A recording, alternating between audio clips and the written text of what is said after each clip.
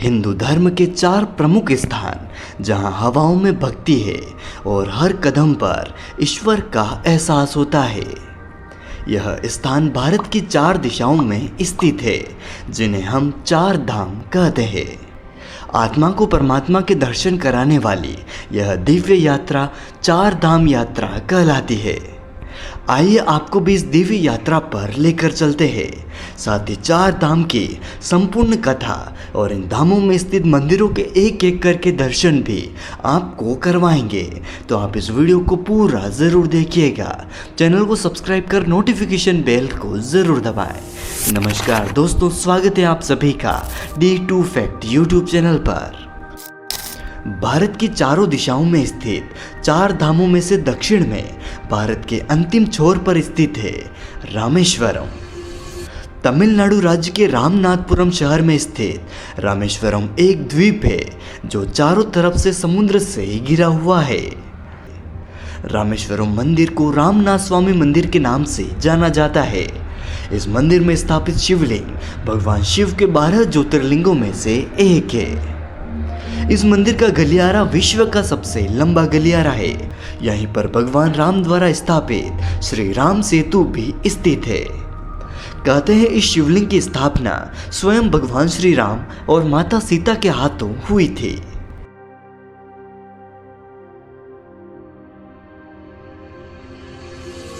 हिंद महासागर और बंगाल की खाड़ी से घिरा यह द्वीप और इस पर स्थापित खूबसूरत मंदिर पूरे विश्व भर में काफी ज्यादा प्रसिद्ध है।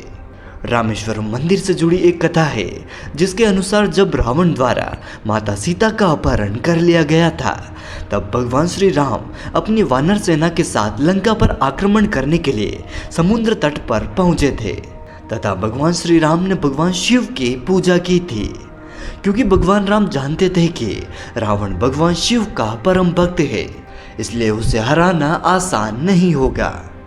भगवान श्री राम ने रावण को मारने के बाद लंका से वापस लौटते समय भी भगवान शिव के भक्त और एक ब्राह्मण को मारने के दोष को खत्म करने के लिए यहीं पर भगवान शिव के शिवलिंग की स्थापना करनी चाहिए।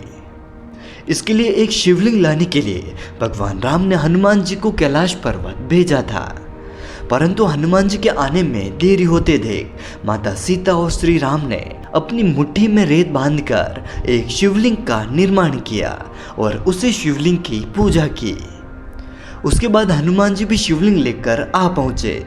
तब हनुमान जी द्वारा लाए गए शिवलिंग को भी उसी जगह पर स्थापित किया गया और भगवान श्री राम ने हनुमान जी को आशीर्वाद दिया कि अब से हमेशा यहाँ पर आपके द्वारा लाए गए शिवलिंग की पूजा सबसे पहले होगी। 4 धाम में से दूसरे नंबर पर है द्वारिका, जो कि भारत के पश्चिम में अरब सागर के बीच स्थित एक द्वीप है। यह तीर्थ स्थल आदि गुरु शंकराचार्य द्वारा स्थापित 4 धामों एवं पवित्र सप्तपुरियों में से एक है। इसे भगवान श्री कृष्ण की द्वारका नगरी भी कहा जाता है। द्वारका को 2 भागों में बांटा गया है, द्वारिका और बेट द्वारिका। द्वारका गुजरात के जामनगर में समुद्र के किनारे बसा एक छोटा सा शहर है। द्वारका शहर में ही विश्व प्रसिद्ध श्री द्वारकाधीश का मंदिर है, जिसे भगवान विष्णु के 4 धामों में से एक माना जाता है।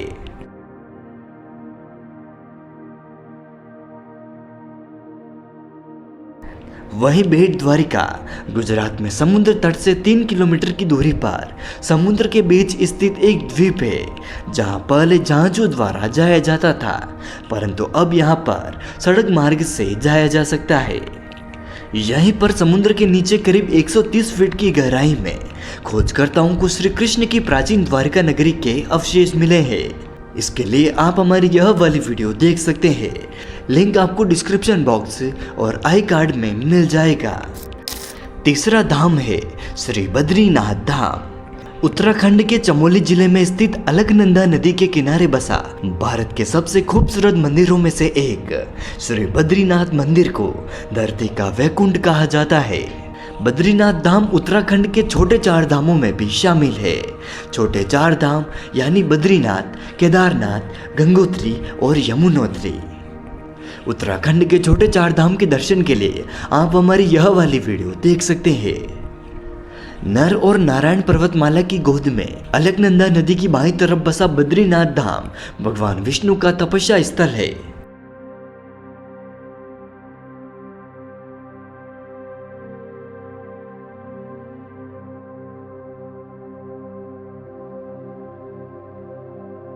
एक कथा के अनुसार भगवान विष्णु अपने ध्यान योग और तपस्या के लिए एक उचित स्थान देख रहे थे। यह देखते देखते वह नीलकंठ पर्वत और अलकनंदा नदी के तट पर पहुंचे तो यह स्थान उनको अपने ध्यान योग के लिए बहुत पसंद आया। परंतु यह स्थान तो पहले से ही महादेव और माता पार्वती का निवास स्थान था। महादेव और माता पार्वती से यह स्थान लेने के लिए भगवान विष्णु ने एक युक्ति सोची। इसके बाद भगवान विष्णु ने यहाँ एक बालक का रूप धारण किया और जोर जोर से रोने लगे। उनके रुदन को सुनकर स्वयं माता पार्वती और महादेव वहां पर आ पहुंचे और उस बालक के समक्ष उपस्थित हो गए। माता पार्वती उस बालक को रोता देख भावुक हो गई और उन्होंने उस बालक से पूछा कि उसे क्या चाहिए। बालक, जो कि स्वयं भगवान विष्णु थे, उन्होंने माता पार्वती से अपने ध्यान योग के लिए उनसे यह स्थान मांग लिया। माता पार्वती और महादेव ने उस बालक को वह स्थान दे दिया और स्वयं केदार घाटी चले गए। भगवान विष्णु ने शिव पार्वती से रूप बदलकर जो स्थान प्राप्त किया था वही पवित्र स्थान आज बद्री विशाल के नाम से प्रसिद्ध है। इससे जुड़ी एक और कथा है जिससे यह स्थान और अधिक लोकप्रिय हुआ। कहते हैं एक समय भगवान विष्णु घोर तपस्या में लीन थे, लेकिन हिमालय के पर्वतों में बसा यह स्थान अधिकांश समय बर्फ से ढका रहता है। इसी बर्फ के कारण तपस्या कर रहे श्री हरि विष्णु भी बर्फ से पूरी तरह ढकने लगे। माता लक्ष्मी को यह देखकर बड़ा दुख हुआ। वह श्री हरि विष्णु को इस तरह बर्फ में ढकता हुआ नहीं देख सकती थी, इसलिए उन्होंने वहीं पर एक विशालकाय बेर यानी बद्री के पेड़ का रूप धारण किया जिससे भगवान विष्णु पर बर्फ ना पड़े। माता लक्ष्मी ने इस वृक्ष के रूप में भगवान विष्णु को धूप, वर्षा और हिमपात से बचाने के लिए कठोर तपस्या की, जिससे कि भगवान विष्णु अपनी तपस्या पूर्ण कर सके। काफी वर्षों के बाद जब श्री हरि विष्णु ने अपना तप पूर्ण किया तो देखा कि उनकी प्रिय लक्ष्मी जी पूरी तरह से बर्फ से ढकी हुई है। तब श्री हरि ने माता लक्ष्मी के प्रेम और तप को देखकर कहा कि हे देवी, तुमने मेरे बराबर ही तप किया है, इसलिए आज से इस स्थान पर मुझे तुम्हारे साथ ही पूजा जाएगा और तुमने मेरी रक्षा बद्री वृक्ष के रूप में की है। अतः आज से मुझे बद्री के नाथ यानी बद्रीनाथ के नाम से जाना जाएगा। इसी कारण इस स्थान को बद्रीनाथ धाम और भगवान विष्णु को बद्रीनाथ और बद्री विशाल के नाम से पूजा जाता है। आगे बढ़ते हुए 4 धाम में से चौथा और अंतिम धाम है श्री जगन्नाथ धाम। जगन्नाथ मंदिर भारत के उड़ीसा राज्य के पूरे शहर में स्थित है। यह एक प्रसिद्ध मंदिर है जो भगवान जगन्नाथ यानी भगवान विष्णु को समर्पित है। यह मंदिर कई रहस्यों से भरा हुआ है। कहते हैं इस मंदिर में स्वयं श्री कृष्ण का हृदय है। मंदिर के अंदर भगवान जगन्नाथ, उनके भाई बलभद्र और बहन सुभद्रा की प्रतिमा स्थापित है और उन्हीं की पूजा की जाती है। कहते हैं इस मंदिर के शिखर पर फहराता ध्वज हमेशा हवा की विपरीत दिशा में लहराता है। इतना ही नहीं, मंदिर में बिल्कुल पास स्थित समुद्र की लहरों की आवाज नहीं सुनाई देती है, जबकि समुद्र इतना पास है कि यहाँ की हर इमारत में उसकी आवाज सुनाई देती है। इसका मुख्य कारण इस मंदिर की बनावट है। इस मंदिर की स्थापना और निर्माण की एक अनोखी कथा है, जिसके अनुसार इंद्रद्युम्न नामक एक राजा को एक बार सपने में भगवान जगन्नाथ के दर्शन हुए थे। राजा इंद्रद्युम्न के पिता का नाम भारत और माता का नाम सुमति था। सपने में भगवान ने राजा से अपनी एक मूर्ति को नीलांचल पर्वत की गुफा में ढूंढने और मूर्ति को एक मंदिर बनवाकर उसमें स्थापित करने को कहा। इस मूर्ति का नाम भगवान ने नील माधव बताया था। इसके बाद राजा अपने सेवकों के साथ नीलांचल पर्वत की गुफा में भगवान की मूर्ति ढूंढने निकल पड़े। लेकिन मूर्ति को ढूंढने में सबसे बड़ी समस्या यह थी कि जिस गुफा के बारे में भगवान ने बताया था वहाँ सबर कबीला था, जिसके लोग भगवान नील माधव के उपासक थे। और वह भगवान नीलमाधव की प्रतिमा को गुफा के अंदर छुपा कर रखते थे और किसी भी अन्य व्यक्ति को वहां तक नहीं पहुंचने देते थे। राजा के साथ जो लोग मूर्ति ढूंढने निकले थे उनमें से एक ब्राह्मण थे जिनका नाम विद्यापति था। विद्यापति बहुत ही चालाक और बुद्धिमान थे। उनको सबर कबीले के लोगों के बारे में पता था।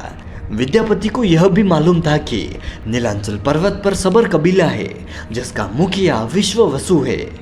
कबीले का मुखिया विश्ववसु भगवान नीलमाधव का उपासक था और उसने ही मूर्ति को गुफा के अंदर छुपा कर रखा था, जहां वह गुफा में उनकी पूजा किया करता था। ब्राह्मण विद्यापति के ज्ञान और बुद्धिमत्ता को देखते हुए राजा इंद्रद्युम्न ने विद्यापति को मूर्ति लाने का कार्य सौंपा। विद्यापति ने काफी सोच विचार कर एक तरीका निकाला और उसी के तहत विद्यापति ने सबर कबीले के मुखिया विश्ववसु की पुत्री से विवाह कर लिया। कुछ दिन बीत जाने के बाद विद्यापति ने अपने ससुर विश्ववसु से भगवान नीलमाधव के दर्शन करने की इच्छा व्यक्त की। पहले तो विश्ववसु ने मना कर दिया, परंतु बाद में बेटी की जिद के कारण उनको झुकना पड़ा। विश्ववसु नहीं चाहते थे कि किसी को भी इस गुफा और भगवान नीलमाधव की मूर्ति कहाँ है इसका पता चले, इसलिए उन्होंने विद्यापति की आंख पर पट्टी बांधी और सीधे उस गुफा में भगवान नीलमाधव के दर्शन कराने ले गए। और दर्शन कराने के बाद वापस पट्टी बांधकर ही कबीले में वापस ले आए। लेकिन वह विद्यापति की चतुराई से बिल्कुल अनजान थे। विद्यापति ने चतुराई से जाते समय रास्ते में सरसों के दाने गिराए और बाद में उन सरसों के दानों के जरिए गुफा से मूर्ति चुराकर राजा को दे दी। विश्ववसु भगवान नीलमाधव की मूर्ति चोरी होने से बहुत ही दुखी हुए। अपने भक्त के दुख को देखकर भगवान भी दुखी हो गए और राजा के घर से वापस उसी गुफा में लौट आए। लेकिन जाते समय भगवान ने राजा इंद्रद्युम्न से वादा किया कि जब वह उनका एक विशाल मंदिर बनवा देगा तो वह उनके पास जरूर लौट आएंगे। इसके बाद राजा इंद्रद्युम्न ने एक विशाल मंदिर का निर्माण कराया और भगवान विष्णु से मंदिर में विराजमान होने की प्रार्थना की। एक बार फिर भगवान ने सपने में राजा से कहा कि द्वारका से एक बड़ा लकड़ी का टुकड़ा समुद्र में तैरकर पूरी तक आ गया है, उससे तुम मेरी मूर्ति बनवाओ और उसे मंदिर में स्थापित करो। राजा के सेवकों ने टुकड़े को तो ढूंढ लिया, पर वे सब मिलकर भी उसे उठा नहीं पाए। तब राजा ने सबर कबीले के मुखिया और नीलमाधव के अनन्य भक्त विश्ववसु को उस भारी टुकड़े को लाने के लिए प्रार्थना की। सबको बहुत ही आश्चर्य हुआ जब विश्ववसु भारी भरकम लकड़ी के टुकड़े को उठाकर मंदिर तक ले आए। लेकिन अभी भी कार्य पूरा नहीं हुआ था, क्योंकि जो लकड़ी किसी से उठी तक नहीं, उससे मूर्ति बनाना आसान नहीं था। राजा इंद्रद्युम्न ने उस लकड़ी के टुकड़े की प्रतिमा बनाने के लिए कई कुशल कारीगर लगाए, पर उन कारीगरों में से कोई भी उस लकड़ी में एक छेनी तक भी नहीं लगा सका। परेशान होकर राजा ने भगवान से प्रार्थना की। तब सृजन के देवता भगवान विश्वकर्मा एक बुजुर्ग व्यक्ति का रूप धारण करके मंदिर में आए। उन्होंने राजा से कहा कि वे भगवान नीलमाधव की मूर्ति को बना देंगे, पर अगले 21 दिन तक वह मूर्ति को एकांत में बनाएंगे। उन्हें कोई भी मूर्ति बनाते हुए नहीं देखेगा। राजा ने उनकी शर्त को मान लिया और भगवान विश्वकर्मा ने मूर्ति बनाना शुरू किया। जिस कमरे में वह मूर्ति बना रहे थे, वहां से लोगों को अंदर से आरी, छेने, हथौड़ी आदि की आवाज आ रही थी। इसी बीच रानी गुंडीचा, जो राजा इंद्रद्युम्न की पत्नी थी, वह जब उस कमरे के दरवाजे के पास गई तो उन्हें अंदर से कोई आवाज नहीं सुनाई दी। उन्हें लगा कि वह बूढ़ा कारीगर मर चुका है। उसने घबराकर राजा को इसकी सूचना भिजवाई, जिस पर राजा इंद्रद्युम्न भी चिंतित हो गए। उन्होंने शर्त की अनदेखी करते हुए कमरे का दरवाजा खोलने का आदेश दिया। जैसे ही कमरा खोला गया, वह बूढ़ा व्यक्ति गायब हो गया। इस कमरे में 3 अधूरी मूर्तियां प्राप्त हुई। भगवान नीलमाधव यानी भगवान जगन्नाथ और उनके भाई के छोटे छोटे हाथ बने थे, लेकिन उनकी टांगें नहीं बनी थी। सुभद्रा जी के तो हाथ पांव ही नहीं बने थे। बार बार की रुकावटों से राजा बहुत अधिक परेशान हो चुके थे। उन्हें समझ ही नहीं आ रहा था कि भगवान उनकी परीक्षा क्यों ले रहे हैं। तब भगवान जगन्नाथ ने उन्हें स्वप्न में दर्शन देकर कहा कि वे अब से इस काष्ठ की मूर्ति में ही प्रकट होकर भक्तों को दर्शन दिया करेंगे। इन्हें ही मंदिर में स्थापित किया जाए। राजा इंद्रद्युम्न ने इसे भगवान जगन्नाथ की इच्छा मानकर इस आधी अधूरी बनी प्रतिमाओं को मंदिर में स्थापित कर दिया। इस प्रकार तब से लेकर आज तक भगवान जगन्नाथ और उनके भाई बहन इसी रूप में भक्तों को दर्शन दे रहे हैं। दोस्तों, हिंदू धर्म ग्रंथों में हिंदुओं के 4 धामों का उल्लेख मिलता है। हर वर्ष करोड़ों की संख्या में भक्त इन धामों की यात्रा पर जाते हैं। दोस्तों, 12 ज्योतिर्लिंगों के दर्शन के लिए आप हमारी यह वाली वीडियो देख सकते हैं। माता सती के 51 शक्तिपीठों के दर्शन के लिए आप हमारी यह वाली वीडियो भी देख सकते हैं। और तो और दोस्तों, समुद्र के अंदर स्थित द्वारका के दर्शन के लिए आप हमारी यह वाली वीडियो जरूर देखें। उम्मीद करते हैं आपको हमारे द्वारा दी गई यह जानकारी पसंद आई होगी। चैनल को सब्सक्राइब कर नोटिफिकेशन बेल को जरूर दबाएं। इस वीडियो को लाइक और शेयर करके कमेंट में लिखिए 4 धाम की जय।